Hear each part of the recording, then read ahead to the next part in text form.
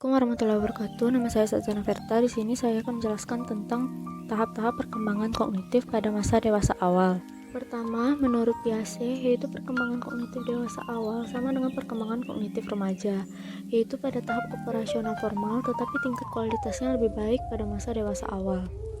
Yang kedua, menurut Turner dan Helms, perkembangan kognitif dewasa awal ini berada pada postformal reasoning atau penalaran postformal. Kemampuan ini ditandai dengan pemikiran yang bersifat dialektikal. Dialektikal itu adalah kemampuan untuk memahami, menganalisis, dan mencari titik temu dari ide-ide, gagasan, teori, pendapat, dan pemikiran yang bersifat kontraktif, sehingga individu mampu mensintesiskannya dalam pemikiran baru dan kreatif. Yang ketiga, menurut Jan Sainen, perkembangan dewasa awal berada pada tahap postformal. Berpikir postformal terjadi dalam suatu konteks sosial dan emosional, tidak seperti masalah yang biasa pelajari. Karakteristik perkembangan kognitif pada masa dewasa awal untuk pemikiran postformal yang dikemukakan oleh Jan Sainen adalah sebagai berikut. Yang pertama, ada shifting gears atau fleksibel, adalah kemampuan untuk maju dan mundur antara pemikiran abstrak dengan pertimbangan praktis dan nyata. Contohnya itu seperti mungkin di atas kertas ini bekerja tetapi tidak di dunia nyata. Yang kedua yaitu problem definition, adalah kemampuan untuk mengidentifikasikan suatu masalah dengan mengkategorikannya dan mendefinisikan cakupannya. Contohnya seperti ini merupakan masalah etis bukan legal, sehingga presiden secara hukum tidak akan membantu masalah ini. Yang ketiga ada proses produksif, adalah kemampuan melihat bahwa suatu masalah dapat diselesaikan baik dengan pendekatan umum atau solusi konkret terhadap masalah khusus. Contohnya itu saya pernah menemui masalah seperti ini sebelumnya, dan beginilah saya menyelesaikannya. 4. Ada pragmatisme, adalah kemampuan untuk memilih yang terbaik dari beberapa kemungkinan solusi dan menyadari kriteria pemilihan tersebut. Contohnya itu jika Anda ingin solusi yang cepat, gunakan itu, atau jika Anda menginginkan solusi yang mudah, gunakan solusi yang ini. 5. Ada multiply solution, adalah menyadari bahwa banyak masalah memiliki lebih dari satu alasan, di mana seseorang tersebut mungkin memiliki tujuan yang berbeda pula, sehingga banyak metode yang digunakan untuk lebih dari satu solusi. Contohnya mari kita coba dengan caramu, atau jika tidak berhasil, kita dapat menggunakan caraku. Yang keenam, ada awareness of paradox, adalah menyadari bahwa masalah atau solusi mengandung konflik inherent. Contohnya itu melakukan hal ini akan memberikan apa yang diinginkannya, tapi akhirnya hanya akan membuatnya bersedih. Terakhir, ada self-referential thought, adalah kesadaran seseorang bahwa dia harus memutuskan logika mana yang akan digunakannya. Atau bisa juga diartikan sebagai adanya kesadaran seseorang bahwa dirinya juga dapat menjadi hakim dari logika apapun yang digunakannya sendiri dengan menggunakan pemikiran postformal. Baiklah, saya Rihadatul Akila akan melanjutkan penjelasan dari Syadza. Yang kelima, menurut Kawarner-Shea tentang perkembangan kognitif, ada 7 tahap berkisar pada beberapa tujuan yang muncul pada berbagai tahap kehidupan. 7 tahap tersebut yaitu: 1. Tahap pemerolehan, yaitu masa anak dan remaja. Anak dan remaja memperoleh informasi dan keterampilan terutama hanya sekedar mendapatkan atau sebagai persiapan untuk turut serta di masyarakat.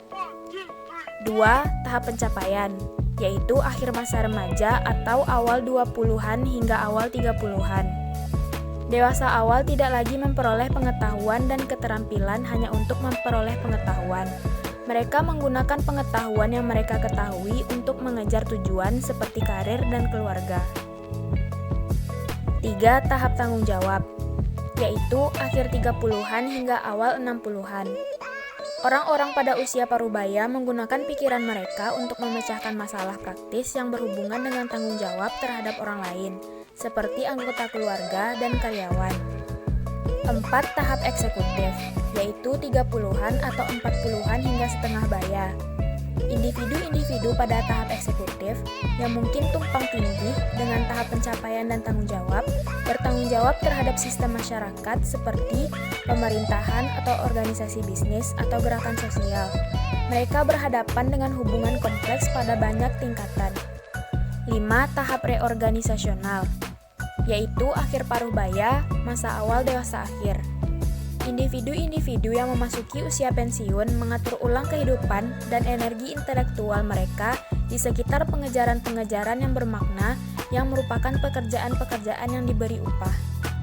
6. Tahap reintegrasi, yaitu dewasa akhir.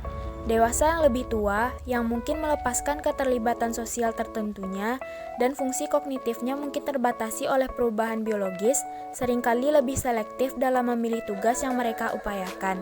Mereka berfokus pada tujuan kegiatan mereka dan berkonsentrasi pada tugas-tugas yang paling bermakna bagi mereka. Selanjutnya, kita masuk ke poin yang kedua, yaitu kreativitas. Bentuk kreativitas yang akan terlihat sesudah orang dewasa akan tergantung pada minat dan kemampuan individual, kesempatan untuk mewujudkan keinginan, dan kegiatan-kegiatan yang memberikan kepuasan sebesar-besarnya. Ada yang menyalurkan kreativitasnya ini melalui hobi, ada yang menyalurkan melalui pekerjaan yang memungkinkan ekspresi kreativitas. Munandar 1985, seorang profesor di bidang psikologi keberbakatan dan kreativitas dari Universitas Indonesia, mengemukakan pengertian dasar tentang kreativitas. Menurut Munandar, kreativitas memiliki beberapa pengertian dasar.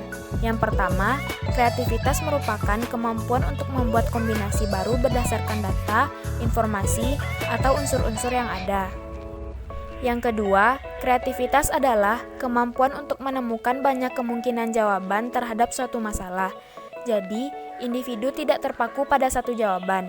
Di sini, individu memiliki kebebasan berpikir untuk menyatakan gagasan dan pendapat seluas-luasnya tanpa terikat pada aturan kaku. Bahkan, dimungkinkan untuk berbeda dari dalil-dalil umum, sebab jawaban suatu masalah itu bersifat ganda atau bukan satu pilihan saja. Yang ketiga, secara operasional, kreativitas mengandung pengertian sebagai kemampuan mental yang bersifat lancar, luwes, orisinil, dan adanya elaborasi. Yang keempat, kreativitas merupakan proses. Puncak kreativitas diraih di masa dewasa awal seringkali di usia 40-an, setelah itu menurun. Meskipun demikian, terdapat variasi ekstensif individu untuk hasil kreatif tentang hidup seseorang. Ada 3 hal untuk menilai kesimpulan mengenai usia dan hasil kreativitas, yaitu yang pertama, besarnya tingkat penurunan. Yang kedua, perbandingan antara bidang-bidang kreativitas. Yang ketiga, perbedaan individual dalam hasil kreativitas selama jangka waktu hidupnya. Csikszentmihalyi mengajukan bahwa langkah pertama yang perlu ditempuh agar berkembang menuju kehidupan yang kreatif adalah melatih rasa ingin tahu dan minat Anda. Masa dewasa muda seringkali dianggap sebagai masa untuk berprestasi yang setinggi-tingginya, sehingga tidak menutup kemungkinan mereka dapat mengekspresikan segala potensinya untuk mencapai karya-karya yang baru, inovatif, dan kreatif. Namun, tidak selamanya individu yang menginjak dewasa muda tersebut mampu mewujudkan karya kreatifnya. Semuanya terpulang pada masing-masing individu, yaitu sejauh mana mereka benar-benar berusaha keras untuk itu. Kalau benar-benar serius, tentu segala sesuatunya dapat terwujud dengan baik. Saya Ramadanti Asih akan menjelaskan materi tentang karir. Ada 3 teori perkembangan karir. Pertama yaitu konsep Ginzburg. Terdapat 3 fase dalam teori ini, yaitu fantasi, tentatif, dan realistik. Yang kedua, konsep diri dari super, memiliki subtahap minat dan kapasitas. Yang ketiga, yaitu teori tipe kepribadian menurut John Holland. Penting membangun keterkaitan antara individu dan pemilihan karir tertentu. Bahaya karir bagi penyelesaian diri dan sosial yaitu ketidakpuasan kerja dan pengangguran. Saya Anissa Rahmawati akan menjelaskan tentang karir dan pekerjaan. Penyesuaian pekerjaan itu yang pertama adalah pemilihan pekerjaan. Nah, penyesuaian pertama dianggap pokok adalah memilih bidang cocok dengan bakat dan minat dan faktor psikologis. Banyak kasus dalam pemilihan bidang kerja yang tidak cocok dengan bakat dan minat, tetapi dipilih karena besarnya pengaruh sosial yang ada. Nah, hal ini justru akan menimbulkan ketidakpuasan terhadap hasil kerjanya. Tidak merasa mencintai tugasnya dan akhirnya prestasi kerjanya menurun dengan sangat drastis. Banyak juga orang dewasa yang tidak tertarik pada jenis pekerjaannya selama ini telah ditekuni oleh orang tua dan keluarganya. Nah, yang kedua yaitu stabilitas pilihan pekerjaan. Penyesuaian kedua yang dianggap penting bagi orang dewasa muda adalah pilihan jurusan yang harus dilakukan dengan mantap. Nah, seberapa jauh tingkat kemantapan pemilihan jurusan bagi seorang tergantung pada 3 faktor, yaitu yang pertama adalah pengalaman kerjanya. Nah, yang kedua yaitu daya tarik pribadi terhadap pekerjaan. Nah, yang ketiga itu nilai-nilai yang terpaut pada pekerjaan yang dipilih. Orang dewasa mempunyai pengalaman yang cukup untuk memperoleh kepuasan yang lebih jauh sesuai dengan pekerjaan yang dipilih dibanding dengan mereka yang kurang mempunyai pengalaman kerja. Nah, yang ketiga selanjutnya itu penyesuaian diri dengan pekerjaan.